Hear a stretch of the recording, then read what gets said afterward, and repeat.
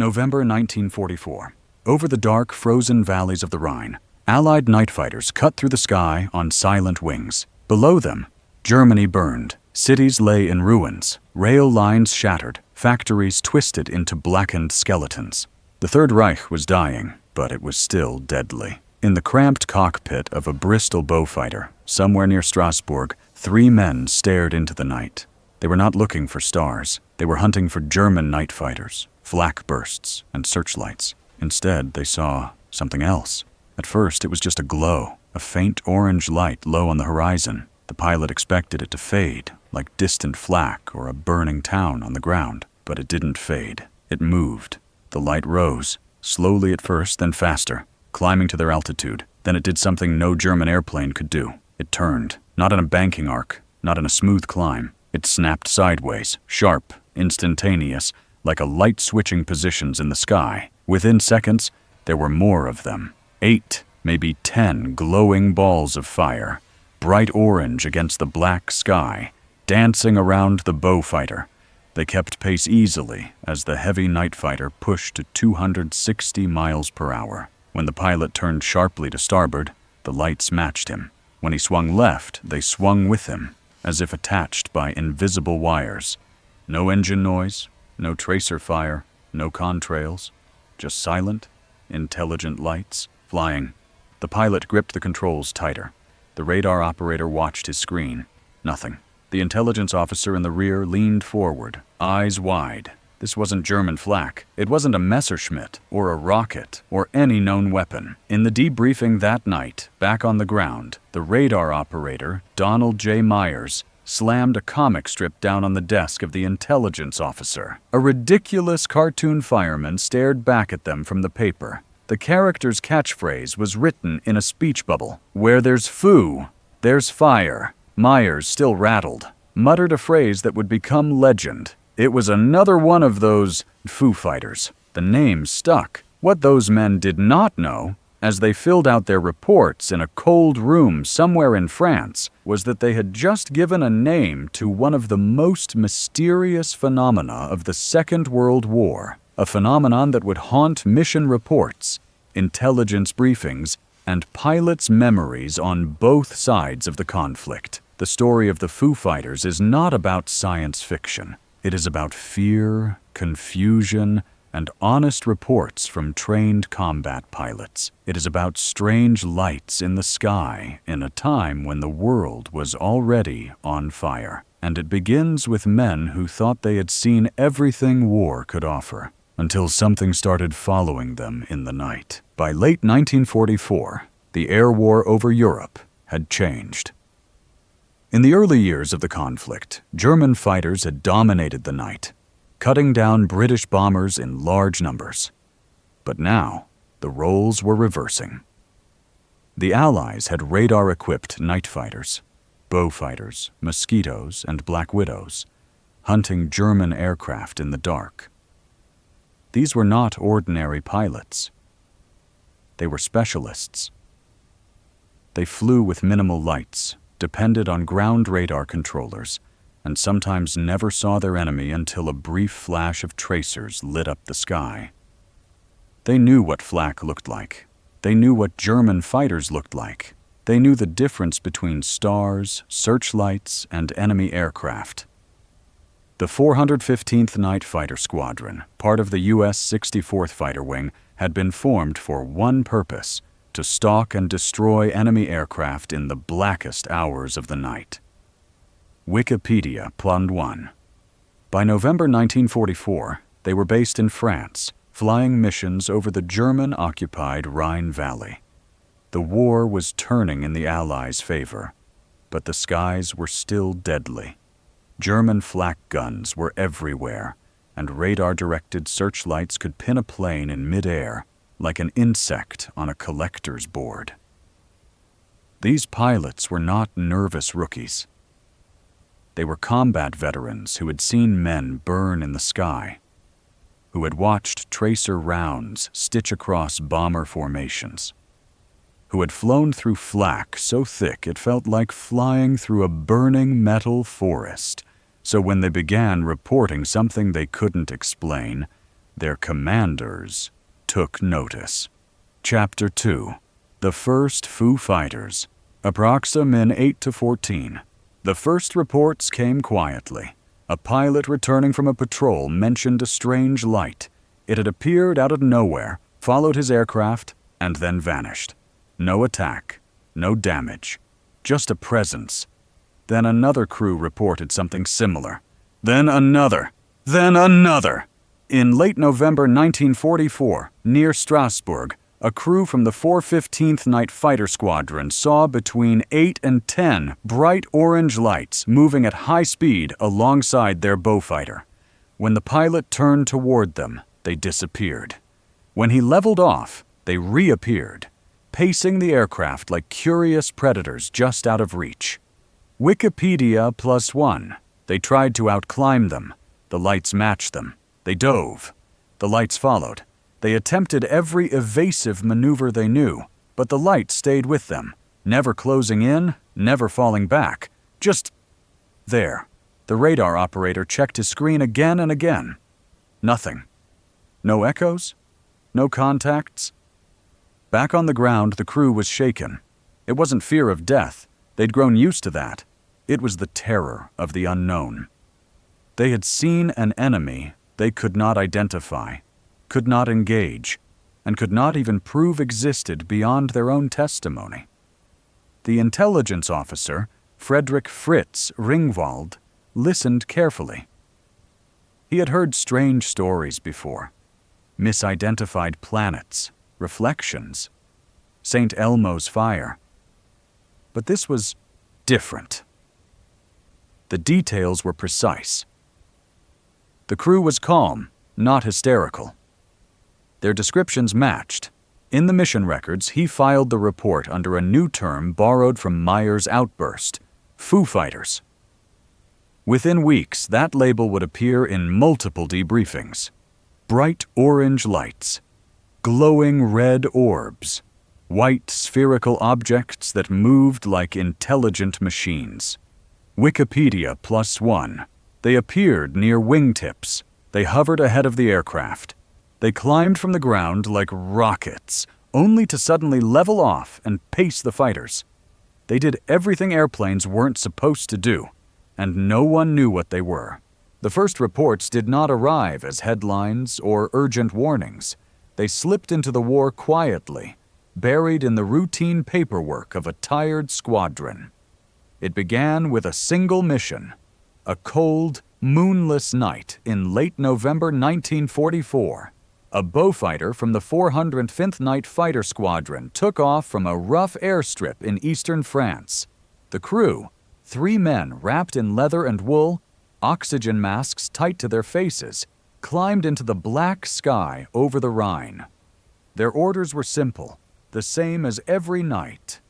Patrol the front lines, search for German aircraft, and kill anything with a cross on its wings.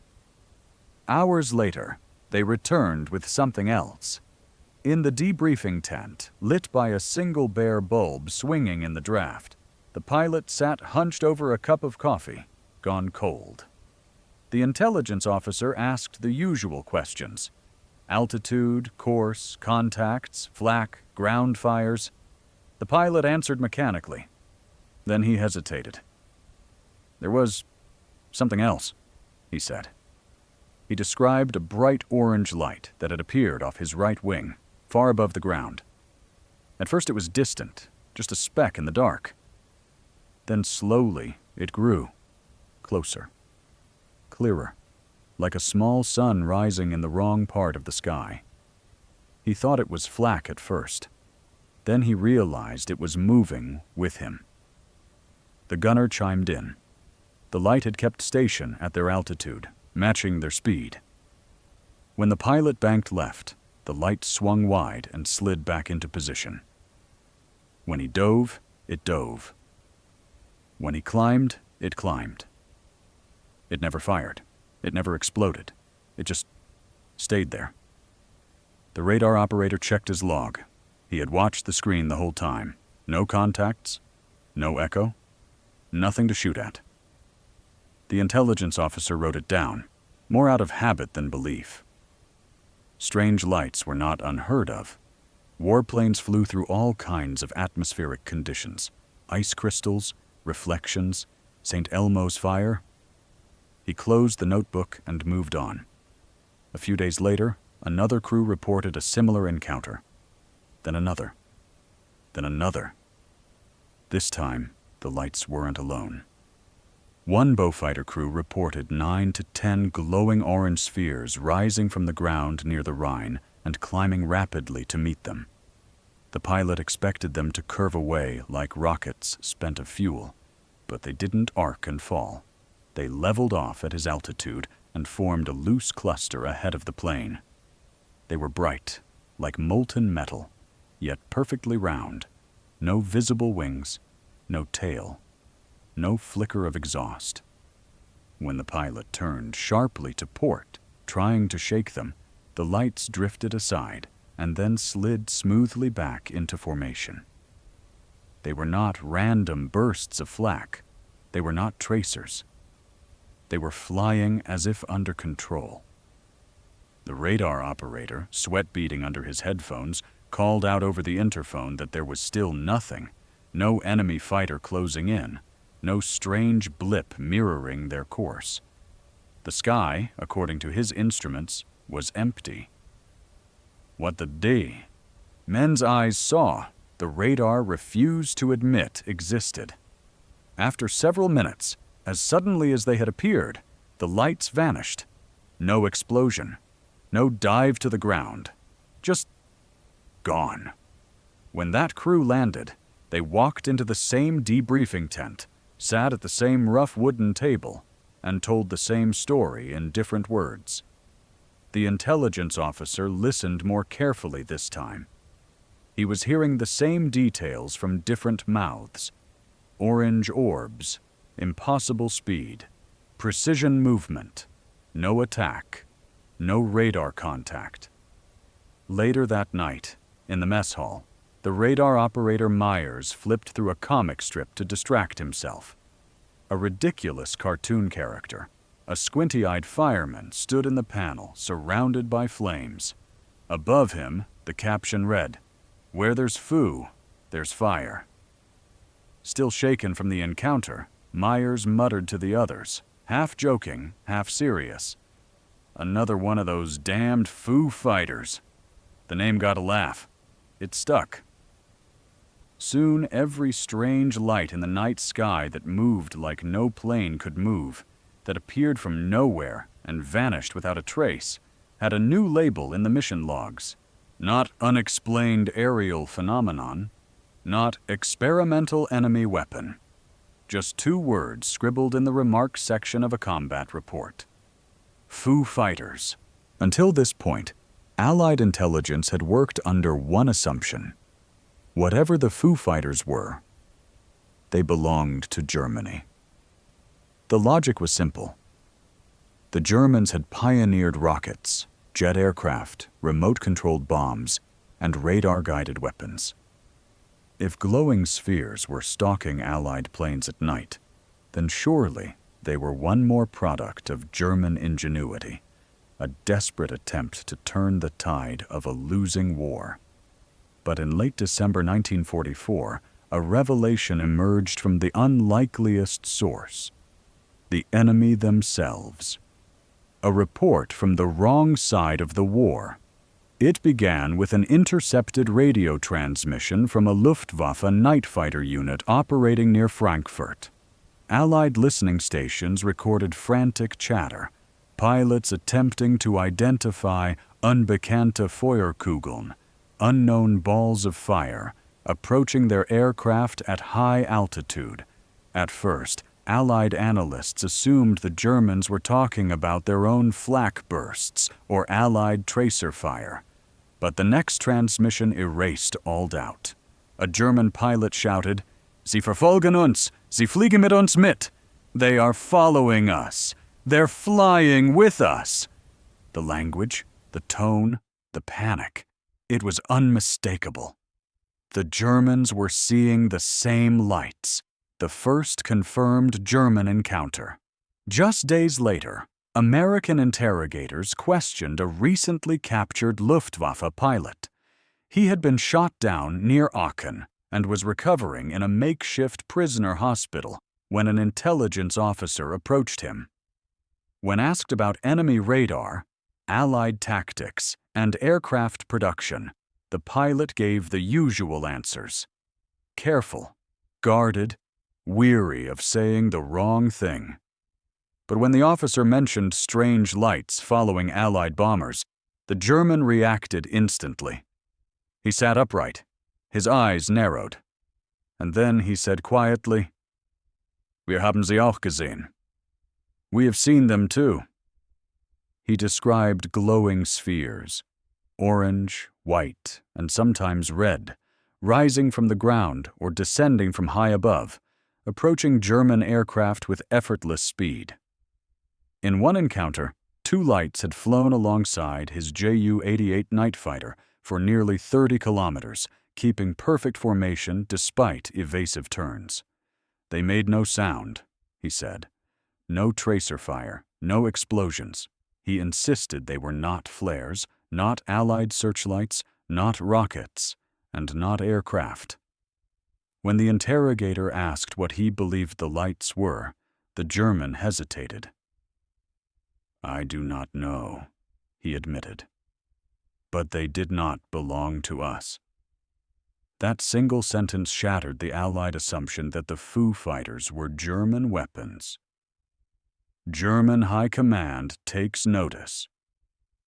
As the war neared its end, more reports surfaced from captured documents. A Luftwaffe night fighter commander, Major Hans Goethner, wrote a formal complaint to his superiors about feurige Kugeln, die die Einsätze stören. Fiery spheres that interfere with operations. Another pilot claimed that a glowing silver object had flown parallel to his Heinkel bomber at such speed that his crew initially believed it was an early Allied jet fighter. When the craft made a sudden vertical climb, straight upward, without any arc, every man aboard froze. A maneuver like that was impossible. Even the most advanced German aircraft, the Me-262 jet, couldn't climb straight up without stalling. It needed runway speed, angle, airflow, thrust. This object ignored every rule of aerodynamics. German pilots began referring to them as Feuerballen, fireballs. Some believed the Allies had created a new weapon, some mysterious device perhaps controlled remotely or guided by radar. Others thought they were experimental German prototypes the pilot simply had not been briefed on. But the truth was more disturbing. Luftwaffe High Command had issued no orders, no memos, no briefings, and no explanations. From the lowest enlisted pilot to the highest-ranking night fighter commander, everyone was equally confused. The Foo Fighters did not belong to the Allies. The Foo Fighters did not belong to the Germans. The Foo Fighters seemed to belong to no one. Encounters over Italy and the Balkans. It wasn't only Western Front pilots who reported encounters. Luftwaffe units operating in Italy and the Balkans experienced the same phenomenon. One German pilot flying over northern Italy in early 1945 described a brilliant white sphere that appeared above his aircraft, maintaining altitude and speed with uncanny precision. When he attempted to bank away, the sphere remained directly above him, as if tethered to his plane by an invisible string. He later remarked that the encounter felt like being observed by an eye with no pupil. Another pilot flying over Croatia reported 2 crimson lights that hovered off his wingtip before darting forward so rapidly that they vanished into the night like sparks carried by a hurricane. These were not isolated encounters. Dozens of German pilots across multiple fronts reported the same behavior. Lights that followed aircraft, moved with intelligence, and disappeared without warning. And still, no German unit claimed responsibility. The shock of interrogations. After the war, Allied interrogators continued to press German officers for answers. They wanted to know everything. Was it a rocket, a drone, a jet weapon, an experimental device of the SS? But every officer, from the technical experts to the pilots themselves, repeated the same response. It was not ours. One high-ranking German engineer, questioned at length about experimental aircraft and guided weapons, finally said, "If we had such things, the war might have ended differently." It was not boasting. It was a sobering truth. The Germans had pioneered jet fighters like the Me-262 and rocket interceptors like the Me-163 Comet. They had V-1 flying bombs and V-2 ballistic missiles. They were desperate for any technological edge. Yet even they could not explain the Foo Fighters. In one interrogation transcript, a Luftwaffe intelligence officer admitted that German pilots had been reprimanded for reporting the lights because High Command assumed they were hallucinations or misidentifications.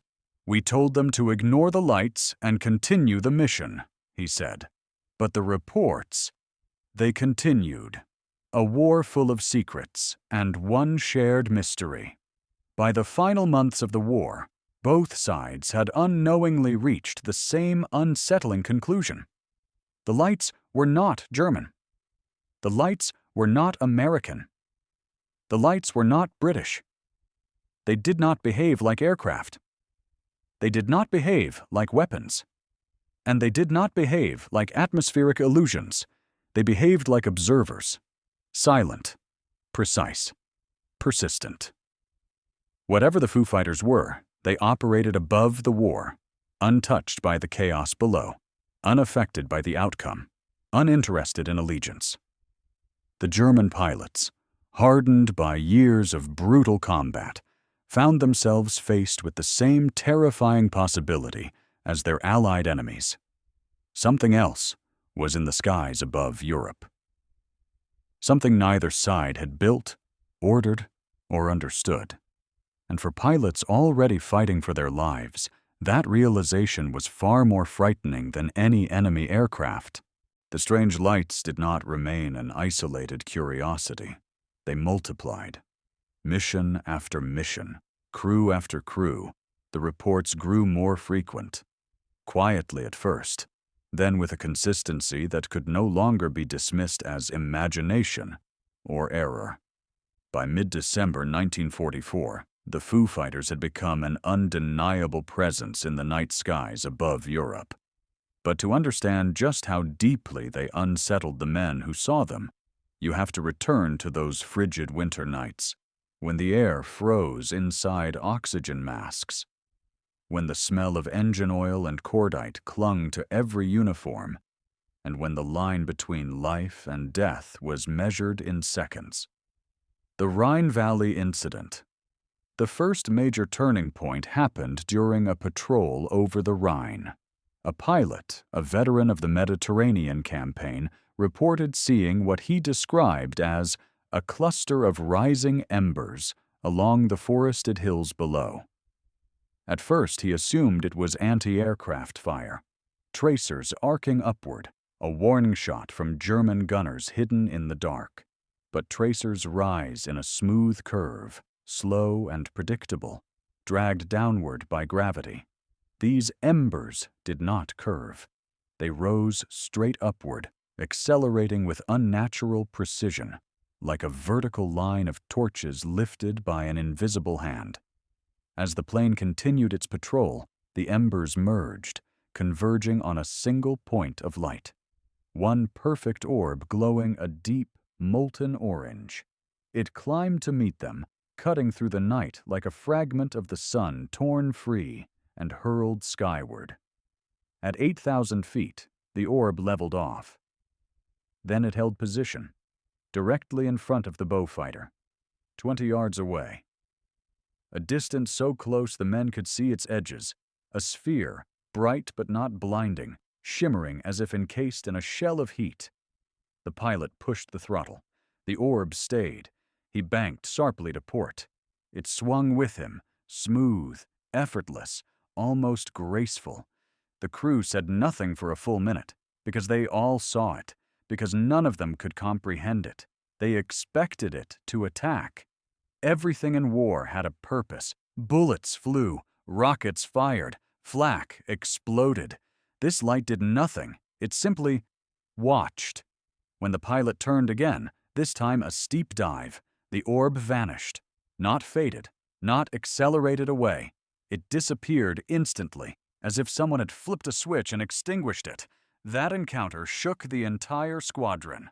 But it was only the beginning. Night after night, they returned. Throughout December, reports poured in. A Black Widow crew near Hagenau described 2 white lights that appeared suddenly on either side of their wingtips. Perfectly symmetrical, perfectly matched, as if deliberately positioning themselves for an escort. The pilot attempted a defensive turn, expecting enemy fighters to close in. The lights mirrored him perfectly. And then, as he rolled out of the turn, both shot upward in a synchronized burst, straight into the clouds, leaving behind nothing but empty sky. Another crew, flying near the Vosges Mountains, described 3 red lights forming a triangle, rotating slowly around one another like some kind of airborne formation dance. The lights paced the bomber for nearly 30 seconds, then split apart. One climbing, one descending, one darting ahead, each moving with a speed no Allied or German aircraft could match. The pilot later told the intelligence officer, "It was like they were deciding which of us to follow." Lights that shouldn't exist. Other reports were stranger still. One pilot swore that the light trailing his aircraft wasn't just bright. It cast reflections on the metal skin of his fuselage, as though it emitted a soft, high-frequency glow that interacted physically with the plane. Another described a red orb that blinked on and off in a steady rhythm. 5 seconds on, 5 seconds off, yet changed altitude and speed during every cycle of darkness. A third reported an object so close to his wing that he could have hit it with a wrench if he'd opened the canopy. He later admitted he almost did, just to see what would happen. Radar screens that told a different story. And yet, with every report, the same contradiction emerged. The men saw the lights. They maneuvered with them. They reacted to them. But the radar screen were always empty.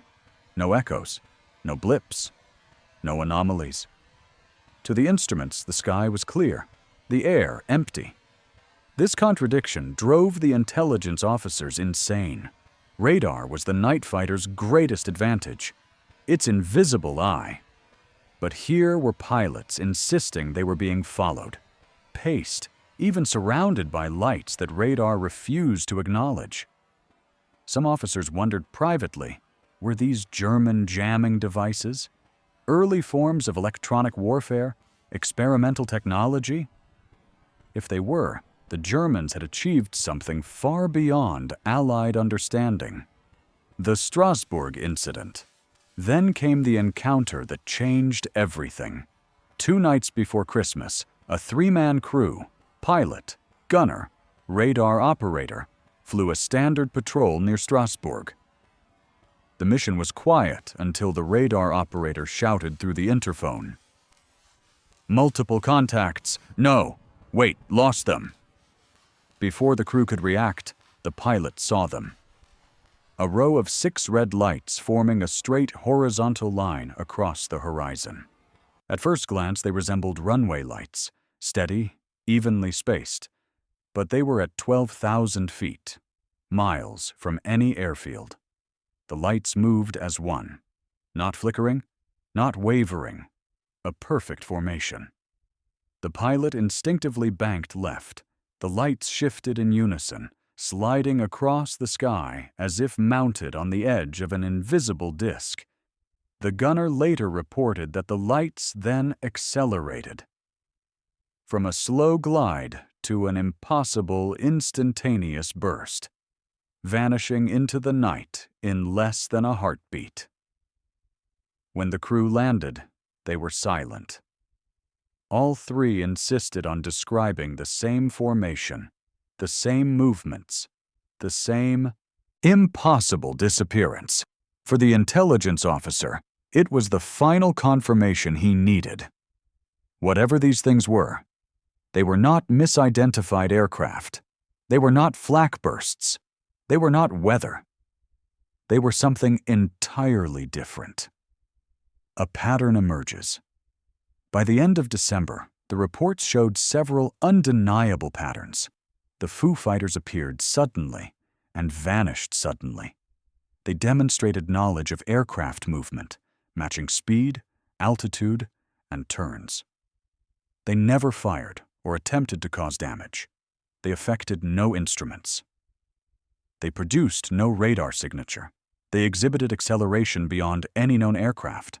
They moved both alone and in formations. They appeared on clear nights, cloudy nights, near cities and over forests. They were seen by Americans, British, and even some Canadian crews. The phenomenon was no longer a footnote. It was a pattern, a consistent, intelligent, airborne presence.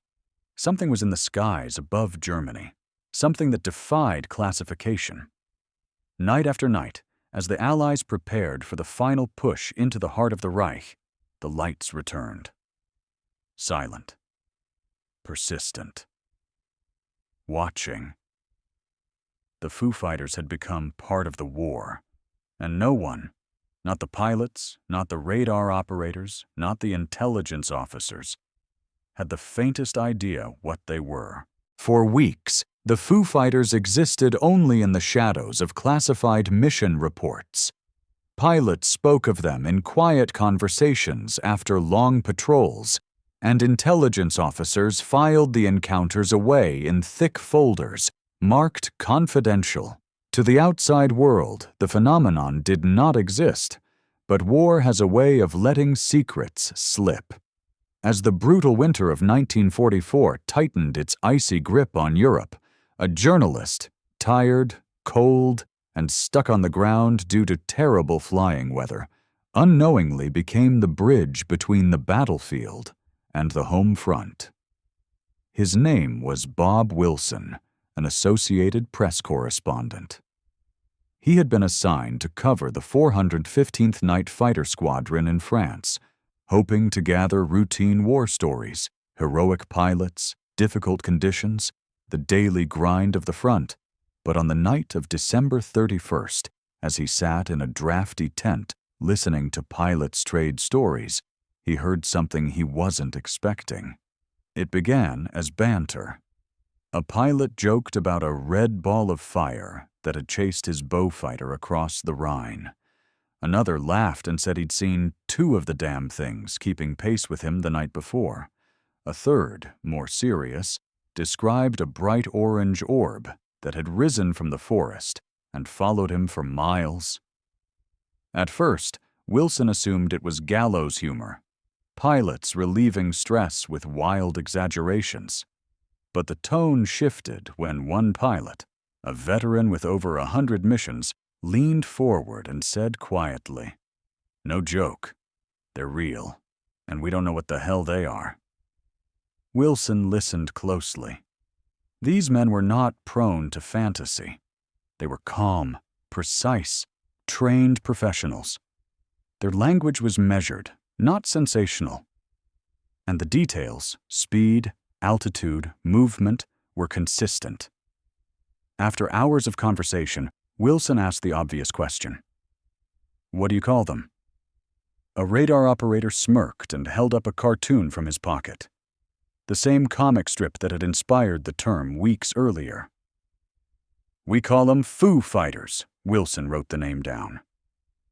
The next day, in a cramped press tent lit by kerosene lamps, using a small field typewriter whose keys froze in the cold, he wrote one of the strangest dispatches to emerge from World War II. Days later, on January the 2nd, 1945, newspapers across the United States carried a headline that stunned readers. Balls of fire stalk U.S. fighters over Germany. The article described glowing spheres pacing American aircraft, performing impossible feats of maneuver, and appearing without warning in the freezing European night. It quoted pilots, mentioned multiple sightings, and emphasized the mystery. The Foo Fighters did not attack, did not communicate, and did not appear on radar. What captivated the public wasn't fear, it was fascination. In the middle of the deadliest conflict in human history, the idea that something else was in the sky, something neither side controlled, gripped the imagination. The story spread rapidly. Radio commentators joked about ghost rockets. Newspapers speculated whether the Foo Fighters were new Nazi weapons, Allied secret projects, or atmospheric illusions. 2 weeks later, Time magazine published a more serious article. Their tone was cautious, but the core message was clear. Pilots have been seeing strange, fiery objects in the skies over Germany. They do not resemble known aircraft. They exhibit unusual speed and maneuverability. For the first time, the Foo Fighters entered public consciousness, not as aviation gossip, but as a wartime mystery. Still, the military said nothing. No official statement, no denial, no confirmation. The silence only fueled speculation. In a world gripped by war, the people did not yet know they were witnessing the birth of a mystery that would outlive the conflict and echo into the next era of human history. Chapter 6. Official explanations and official denials. Risis minutos, tono serio, analítico, tenso, estilo documental científico histórico. The Foo Fighters were no longer a secret. Pilots had reported them. Journalists had written about them. Time magazine had acknowledged them. Now the military had to respond. But wartime secrecy was ironclad. The Allied command could not allow panic, speculation, or the belief that some unknown power was operating freely in contested airspace. So the official explanation had to be simple, reassuring, dismissive, and above all, believable. The first wave of explanations. The initial theories came from military intelligence officers who combed through reports trying to impose logic on the illogical. Some claimed the Foo Fighters were St. Elmo's fire, an electrostatic glow that could form on planes during storms. But pilots scoffed at this. St. Elmo's fire clung to wingtips and antennas, flickering gently. It didn't accelerate through the sky at 300 miles per hour. Others insisted the lights were simply reflections of ground fires or artillery bursts. But pilots knew what flak and tracers looked like.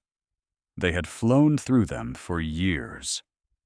Another explanation proposed ice crystals reflecting moonlight, but that couldn't account for orange and red spheres, nor could it explain their deliberate movements. Finally, some suggested German flares designed to confuse pilots. But flares fall. They drift. They do not hold altitude, pace fighters, or make instantaneous turns. Even the most conservative officers admitted privately that none of these explanations fit. The psychological explanation. Another theory emerged from military psychologists. War stress. Perhaps the lights were hallucinations brought on by fatigue, cold, adrenaline, and the sensory overload of night combat. This explanation angered many pilots. They were trained professionals. They operated complex machines in life-or-death situations. They were not prone to hallucinating synchronized formations of glowing spheres that 3 men saw at the same time. A pilot from the 405th responded bitterly, "If 3 of us are hallucinating the same thing, what does that make it? A shared dream." The psychological explanation was quietly dropped. The secret weapon theory. Behind closed doors, intelligence officers considered the most dangerous possibility. The Foo Fighters were a German weapon. Several interrogations focused on this. Captured Luftwaffe officers were questioned relentlessly. Were they remote-controlled? Were they jets? Were they rocket drones? Were they guided by radio or infrared? The Germans denied everything. At first, Allied officers assumed this was a lie, but as the war ended and documents were seized, the truth emerged. There was no German program resembling the Foo Fighters, no prototypes, no designs, no research. The closest German equivalent, small wire-guided bombs and early rockets, behaved nothing like the lights. The radar conundrum. The most troubling detail remained. The lights had no radar signature. To military scientists, this was the hardest fact to explain. Even a metal object the size of a basketball should have registered a faint echo. But the Foo Fighters were invisible to radar. They left no trace electronically, even at close range. This meant one of two things. They were not solid objects, or they used technology beyond anything known in 1944. Neither option was comforting. The silence of command. In the end, the military chose the safest path. They refused to acknowledge the Foo Fighters at all. No official report was ever released. No explanation was endorsed. No warnings were issued to pilots. The phenomenon disappeared into classified archives. Behind the silence lay fear, not of the lights, but of the unknown. The war was already straining the limits of human endurance. The Allied command could not risk introducing a new terror, a threat with no nationality, no allegiance, and no explanation.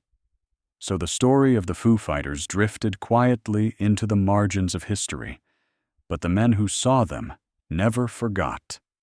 They had fought Germans, they had fought weather, they had fought the dark itself. But the Foo Fighters were something different, a presence in the sky that defied every rule of war, every law of physics, and every expectation of reality. And as the world soon discovered, the mystery did not end with the war. It was only the beginning. The year was 1944. Over the frozen night skies of Europe, Allied pilots began reporting something they had no name for. Bright, glowing spheres that rose from the ground, matched their altitude, and flew alongside them as if studying their every move. They weren't German fighters. They weren't flares, or tracers, or searchlights. They were something entirely different. Pilots of the 415th Night Fighter Squadron were the first to experience them. Orange orbs, white spheres, and red lights appeared from nowhere, pacing their Beaufighters and Black Widows with impossible precision. They turned when the pilots turned. They climbed when the pilots climbed. They vanished instantly, like a switch being flipped. Radar saw nothing. Gunners saw everything. And every man came back with the same feeling. We were being watched. At first, Allied intelligence assumed it had to be a new German weapon. But then, something unexpected happened.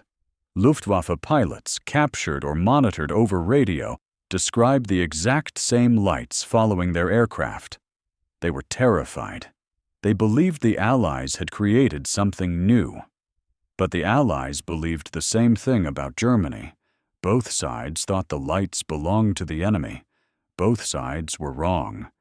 Because the Foo Fighters weren't flares, weren't rockets, weren't jets, and weren't illusions caused by stress or weather. They moved with intent, silent, precise, and completely beyond the capabilities of 1940s technology. In December 1944, a reporter visited the squadron and heard the stories firsthand.